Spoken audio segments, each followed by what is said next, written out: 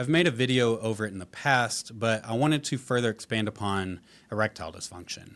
We see a lot of guys who are struggling with erectile dysfunction, and it's a lot more common than people think. 40% of 40-year-olds have some form of erectile dysfunction, 50% of 50-year-olds, 60% of 60-year-olds, et cetera, et cetera. It kind of correlates with the decade of life. And a lot of times, erectile dysfunction is not just one problem, and there can be a combination of problems going on. There are actually 4 different types of erectile dysfunction that I want to talk about, that we can also discuss various treatment options with each different one. So today I'm going to break down the 4 main categories: vascular, hormonal, neurologic, and psychogenic. And we'll explain what each one is and why each treatment works for it. So the first one is vascular erectile dysfunction. This is problems with blood flow. This is going to be the most common form. Erections happen when arteries in the penis open up and flood the chambers with blood. There's 2 big tubes in the penis, and when the vessels open up, it floods these tubes with blood, and that gives it the rigidity. Veins then trap that blood so that it stays in there. If the arteries to these tubes are clogged, stiff, narrowed, have plaque, or if the veins to maintain that leak, erections are poor and you may not be able to maintain it. So this is why conditions like high blood pressure, high cholesterol, diabetes, smoking all raise your risk of erectile dysfunction. In fact, erectile dysfunction can be the earliest sign of cardiovascular disease. Arteries in the penis are smaller and they show damage before your heart does. So if a guy has erectile dysfunction, in my head, I'm kind of putting a check mark that they may need aggressive cardiovascular treatment, and I'll be more inclined to have tighter blood pressure control, cholesterol management, and make sure they are on some sort of activity regimen. In severe cases, I may even place a cardiology referral. Erectile health is directly correlated with what's going on with the heart, and if they have pretty severe erectile dysfunction, have never been evaluated from a cardiovascular standpoint, I may refer them for further cardiovascular testing. What are the treatment options for this? So it's going to start with all the healthy living stuff anyways. Exercise, improving your nutrition, quitting smoking. All of these are going to improve your blood vessel health, and that makes it easier for the arteries to relax and the veins to hold blood. This is one of the reasons why we even start somebody who's smoking on testosterone, because if they're only trying to improve their erections on testosterone, we're going to be fighting it the whole time. Smoking just clamps those vessels down and is difficult for them to relax until they quit shoving hot tar into their lungs. So it's difficult to make this individual satisfied with their testosterone therapy. Additionally, smoking is not conducive to longevity, which a lot of the times we're talking about is trying to keep this person as healthy as possible for as long as possible. And smoking is automatically going to knock off a decade of life and overall worsen their health span. Stop smoking if you're smoking.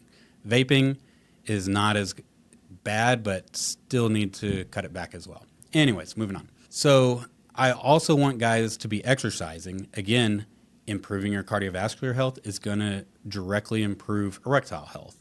But if you just go for a run or two, your erections are not going to be fixed. It needs to be consistent. So you need to try and develop a routine where you get 3 to 4 times of 30 to 40 minutes and do this for 3 to 4 months. So this is something that you got to find something that you like, that you'll stick to it long term, because if you're going from nothing to now I'm telling you to get 3 to 4 times a week, 30 to 40 minutes at a time for 3 to 4 months, you got to find something that you'll be able to stay consistent with. If lifestyle factors aren't enough, and we also want to start improving it a little faster than trying to give it 4 to 5 months of an exercise regimen, I'll typically start someone on PDE5 inhibitors. These are like sildenafil, which is Viagra, tadalafil, which is Cialis.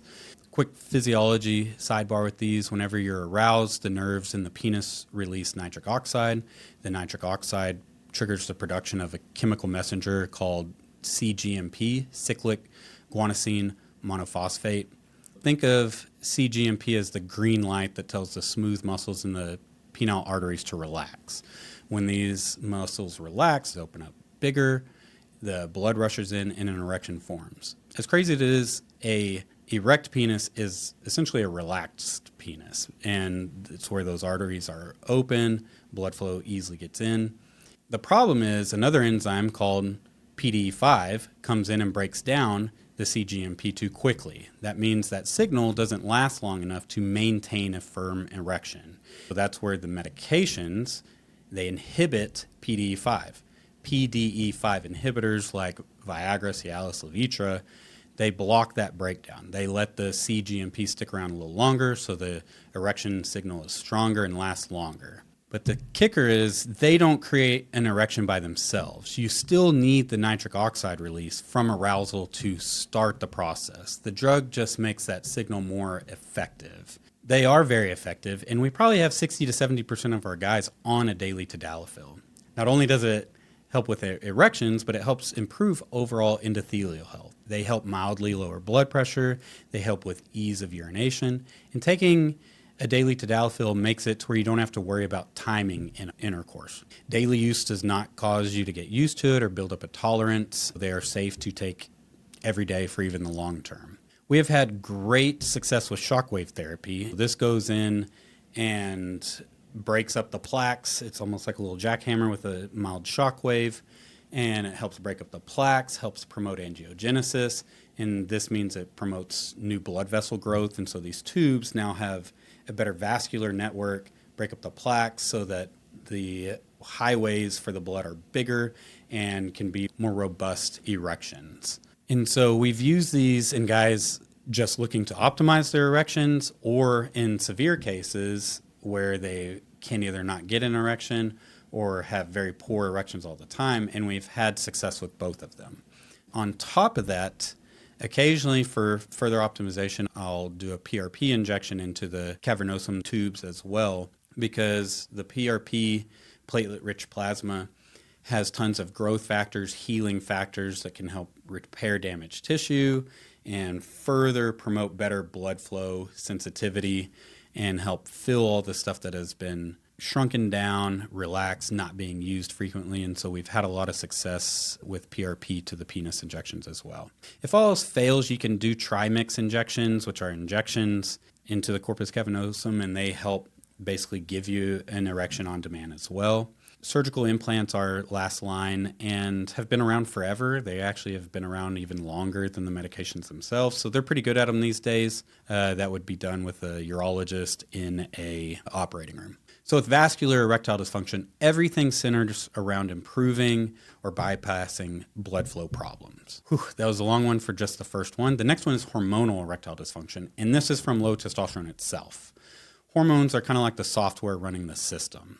Testosterone in particular drives libido, morning erections, sensitivity to sexual cues. So if the testosterone is low, the brain doesn't send strong signals to initiate the erections, even if the blood vessels are fine. So optimal testosterone levels are going to improve frequency and duration of nocturnal erections. This is basically like getting penis exercises while you sleep. That is just part of the kind of cycles. Your brain will send a signal down and you'll get an erection. And so this is where a lot of times guys will say that testosterone has improved overall their morning erections. Just because you don't wake up with a morning erection doesn't mean that it's not working. Sometimes it's just in a different time during the night. And so you're overall improving erectile health without even any active participation. Additionally, testosterone therapy increases nitric oxide production in the penile nerves. And as discussed previously, nitric oxide is a signal that starts the erection cascade. And without that, the PDE5 inhibitors won't work well.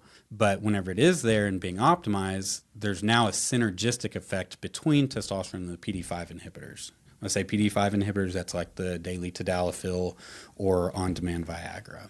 So hormones don't just boost desire. They make the body more responsive to arousal and medications. The third one is neurologic erectile dysfunction. This is a nerve signal problem. Erections start in the brain. Desire triggers nerve signals that travel down the spinal cord, through the pelvis, and into the penis. If those nerves are damaged, the signal can't get through, so the arteries never open. This can happen after a spinal cord injury, pelvic surgery like a prostate removal, or with neurologic diseases like multiple sclerosis, or even diabetic neuropathy. So if you've heard people with diabetes saying they can't feel their feet, or they have pins and needles into their feet, that can happen in the penis, so you lose a ton of sensitivity just because the nerves are crystallized from chronically high blood sugars. That's another reason keeping your blood sugar as tight as possible can overall improve erectile health. PDE5 inhibitors can help with this if some signal is getting through because they're going to amplify the nitric oxide pathways.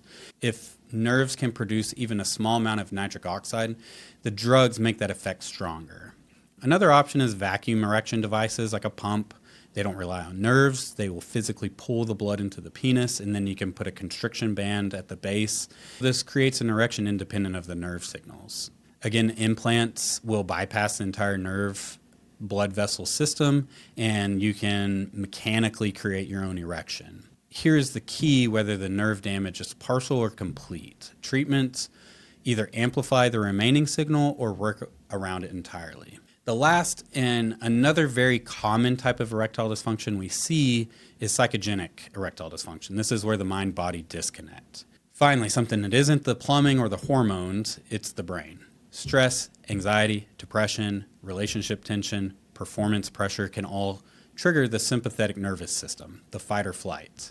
Additionally, if a guy isn't staying focused in the moment and he just continues to have circulating thoughts throughout the day, then he can easily lose the erection with that lapse in focus. But when the sympathetic nervous system is constantly engaged, the blood vessels constrict instead of relax.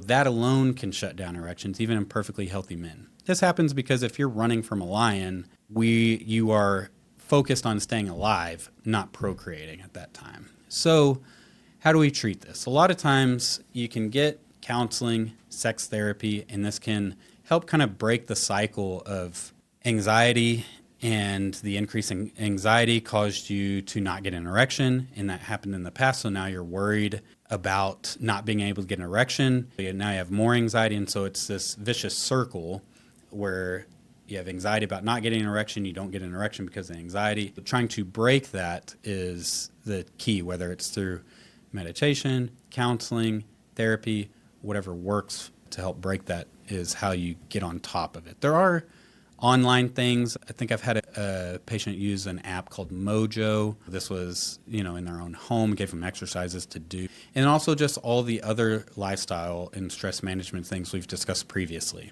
Better sleep, reducing stimulants like energy drinks or nicotine. Anything that we can do to calm this sympathetic nervous system so we go more into the rest and digest rather than fight or flight. The rest and digest system can then dominate, and that is whenever you're going to get better erections. Medications are great in psychological erectile dysfunction because they can help give your confidence back. They can, whenever you do get aroused, you get a good erection, and then you're not worried about losing it, so that anxiety lessens. If the biggest difficulty is maintaining an erection because you can't stay focused, then sometimes applying a constriction device, a band, something rubber that you can remove at the base, helps keep the blood in the penis and prevent detumescence, which is a fancy word for losing an erection. So psychogenic erectile dysfunction is about quieting the brain's interference and restoring trust in the body. All right, to close, erectile dysfunction is common, but it's not a one-size-fits-all. The right treatment depends on whether the root cause is vascular, hormonal, neurologic, or psychogenic.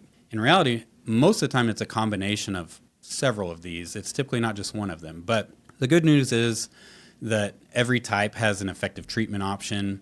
And typically if you're improving erections, you're improving overall health. By the time you're managing your sleep, your stress, your anxiety, you feel better, that's whenever you get the best erections. If you're dealing with this, don't just guess and order something random online, start a random supplement, a gas station pill. Let us know, we can work with you, and really the fix could be simpler and more powerful than you think.